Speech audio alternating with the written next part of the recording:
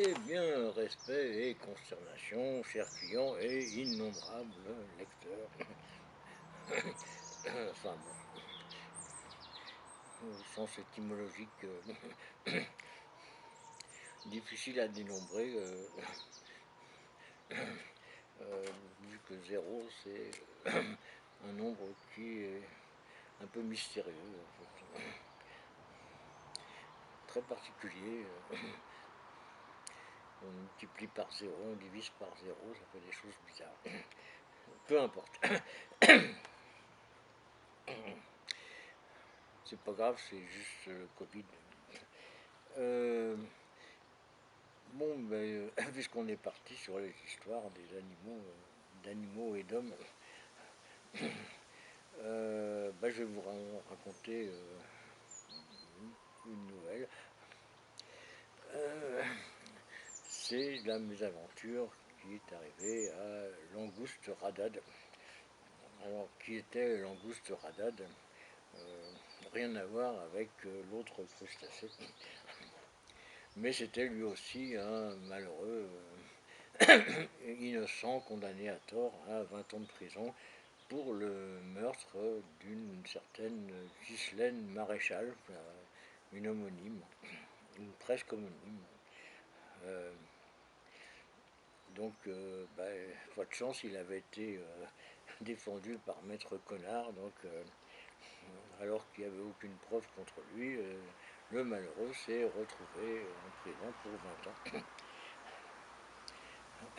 Et comme le roi du Maroc n'est pas intervenu en sa faveur, bah, il n'en est sorti qu'il y a quelques jours. Alors à quoi occupait-il ses journées? Eh ben, c'est dur parce qu'en réclusion, on a personne à qui parler. Au début, il y avait un rat qui venait le voir, mais bon,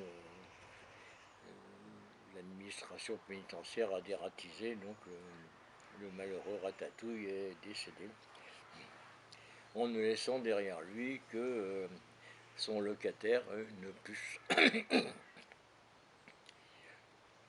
Et ben le malheureux Langouste, qui ne savait pas comment occuper ses journées, a eu une idée de génie. Il s'est dit, je vais essayer de positiver cette puce, je vais la dresser. Et puis bon, ben, il a mis le temps, hein, des années, mais bon, il avait le temps. Ça, de ce côté-là, il était assez tranquille, on ne le dérangeait pas. Et puis, et ben, au bout de 8 ans, cette puce qui avait une longévité d'ailleurs assez étonnante, hein. Elle s'appelait Jeanne Calment d'ailleurs, hein, c'est dire. Une homonyme, bien sûr, une puce homonyme, hein. Ça existe. Donc la puce arrivait à faire des choses absolument hallucinantes. Faisait l'équilibre sur une patte, dansait la rumba, faisait des bons évidemment, mais ça c'est son métier, hein. Toutes les puces savent faire des bons, mais elle a été capable de passer à travers une espèce de mini panier de basket avec une précision étonnante.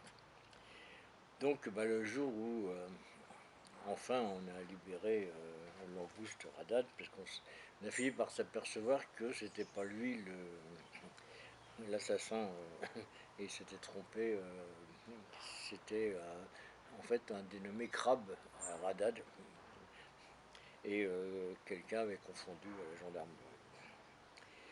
Donc, eh ben, Langouste sort de prison, évidemment.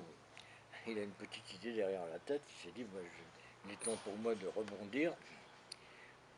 En fait, je détiens un potentiel inouï avec mon numéro de puce savante, surtout avec la télé maintenant, qui était l'objectif, la macro, etc. C'est tout à fait extraordinaire ce que je fais avec cette puce. Donc je vais aller tout droit à la télé, et puis je vais leur montrer ça, ils vont être sur le cul. Et puis bon, bah, avant de se rendre à TF1, ou d'essayer de s'y rendre, euh, il se dit, je vais quand même essayer de tester un peu l'impact de mon numéro. Alors Il se rend au bistrot, il y a toujours un bistrot près d'une prison qui s'appelle Mieux qu'en face ou un truc comme ça, c'est une plaisanterie de mauvais goût. Et puis il se met au comptoir, hein, comme l'administration pénitentiaire lui a fait don de 23,92 €, il se dit j'ai quand même de quoi boire une bière, il commande une bière, et à un moment donné il se dit je vais montrer ça au barman. Alors il appelle le barman, puis alors il sort sa boîte d'allumettes dans laquelle évidemment il y a la fameuse puce savante.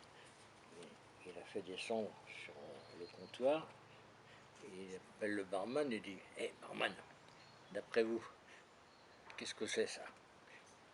Et le barman, oh pardon monsieur, excusez-moi. C'est terrible. C'est une plaisanterie un peu sinistre quand même. Mais bon, on ne fera plus.